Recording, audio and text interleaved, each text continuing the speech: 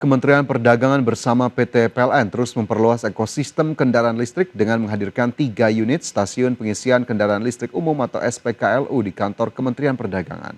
Langkah ini guna mendukung pengembangan kendaraan listrik berbasis baterai sebagai bagian dari upaya menekan penggunaan kendaraan berbahan bakar minyak yang berkontribusi terhadap emisi karbon.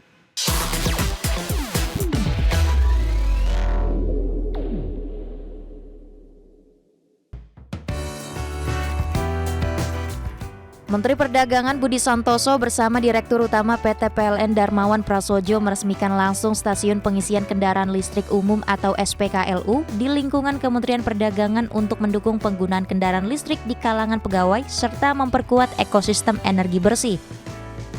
Mendak Budi Santoso menyebutkan saat ini sekitar 15% pegawai Kementerian Perdagangan telah menggunakan kendaraan listrik sehingga fasilitas pengisian daya menjadi kebutuhan penting di lingkungan kantor. Peningkatan penggunaan kendaraan listrik diharapkan terus berlanjut seiring ketersediaan infrastruktur pengisian yang semakin memadai.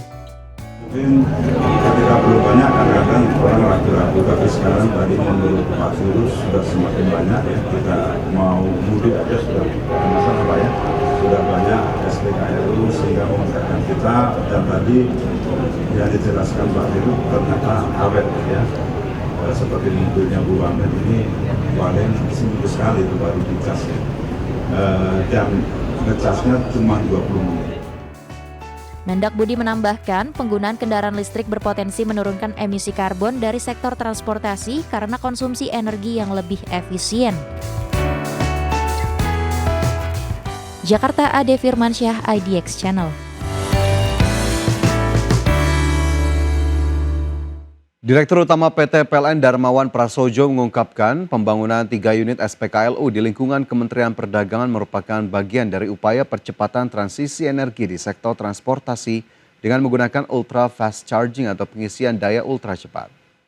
Terlebih kendaraan listrik memiliki efisiensi energi yang lebih tinggi dibandingkan kendaraan berbahan bakar minyak, di mana untuk kendaraan berbahan bakar minyak umumnya membutuhkan biaya sekitar Rp13.000 untuk menempuh jarak 10 km, sedangkan kendaraan listrik hanya memerlukan sekitar 1,5 kWh listrik atau sekitar 2.600 untuk jarak yang sama. PLN juga akan memperluas kerjasama dengan berbagai pihak guna mempercepat pengembangan infrastruktur kendaraan listrik di berbagai lokasi.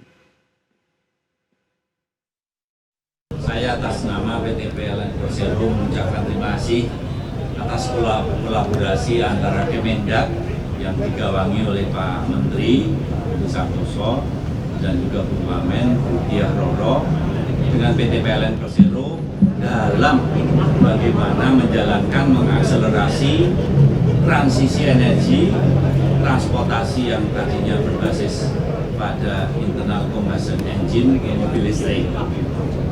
Nah, karena apa? Karena ini adalah bergeser dari yang tadinya transportasi dengan emisi gas rumah kaca tinggi menjadi emisi gas rumah kaca rendah. Kereta Api Indonesia Daob 1 Jakarta mencatat lebih dari 600.000 tiket untuk mudik lebaran sudah terjual pada periode 11 Maret sampai 1 April 2026 untuk pemberangkatan stasiun Gambir dan Pasar Senen. Dari jumlah tiket yang terjual, lebih dari 378.000 tiket merupakan kelas ekonomi dan sebanyak 211.000 tiket terjual dengan kelas bisnis. Minat masyarakat untuk mudik menggunakan kereta api menjelang masa angkutan Lebaran 2026 terus menunjukkan peningkatan. PT Kereta Api Indonesia Daerah Operasi 1 Jakarta mencatat hingga awal Maret 2026, sebanyak 600.383 tiket kereta api jarak jauh telah terjual untuk keberangkatan dari Jakarta melalui stasiun Pasar Senen dan stasiun Gambir pada periode 11 Maret hingga 1 April 2026. Dari total penjualan tersebut, tiket kereta kelas ekonomi paling banyak diminati dengan jumlah 378.324 tiket. Adapun penjualan tiket kelas eksekutif tercatat mencapai 211.566 tiket. Manajer Humas KAI Daob 1 Jakarta, Pranoto Wibowo menyampaikan kereta api kelas ekonomi tetap menjadi pilihan utama masyarakat, terutama bagi penumpang perjalanan jarak jauh yang mencari moda transportasi dengan biaya lebih terjangkau. Telah dipesan oleh masyarakat sebanyak 600.000 lebih tiket. Itu khusus untuk kereta api penumpang jarak jauh, keberangkatan dari stasiun Pasar Senen dan stasiun Gambir. Tapi masih banyak terdapat tiket, khususnya dari mulai tanggal 21 sampai dengan tanggal 1 April ya, 21 Maret sampai 1 April itu masih terdapat sekitar 400.000 lebih ya tiket. Meskipun tingkat pemesanan tiket sudah cukup tinggi, masyarakat masih berpeluang memperoleh tiket kereta ekonomi bersubsidi. KAI mencatat masih tersedia sekitar 7.000 kursi untuk jadwal keberangkatan pada periode 23 Maret hingga 1 April 2026. Tim Liputan IDX Channel.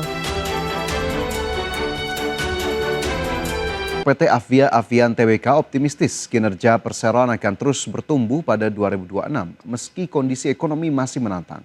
Produsen cat milik keluarga Tanoko ini menargetkan pertumbuhan penjualan 6 hingga 10% yang didorong peningkatan volume penjualan, ekspansi kapasitas produksi serta penguatan distribusi.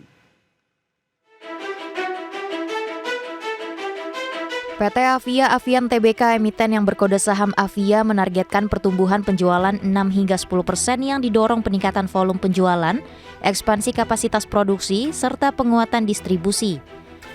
Produsen cat milik keluarga Tanoko ini membukukan penjualan bersih 8,12 triliun rupiah pada 2025.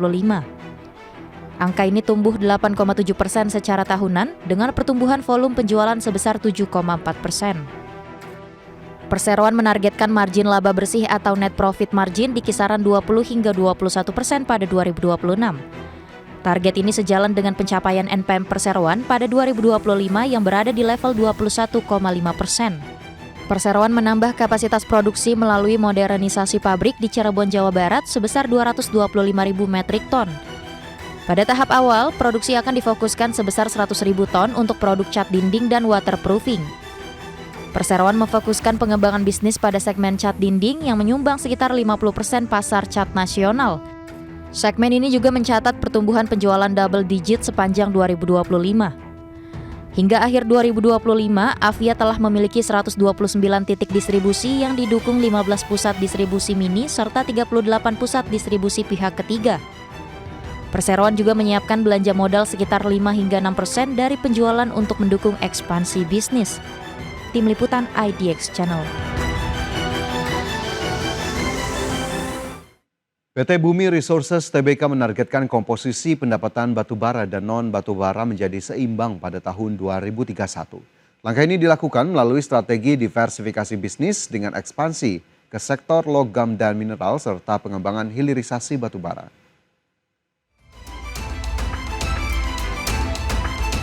PT Bumi Resources Tbk atau Bumi menargetkan komposisi pendapatan dari batubara dan non-batubara menjadi seimbang pada 2031.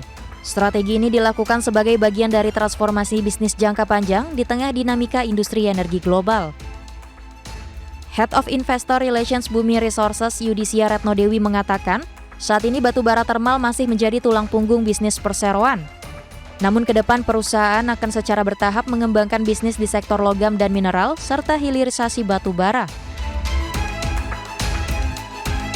Sebagai bagian dari strategi diversifikasi, Bumi telah melakukan akuisisi sejumlah aset tambang di Australia. Dua aset yang telah diakuisisi yaitu Wolfram dan Jubilee yang masing-masing akan memproduksi konsentrat tembaga dan emas.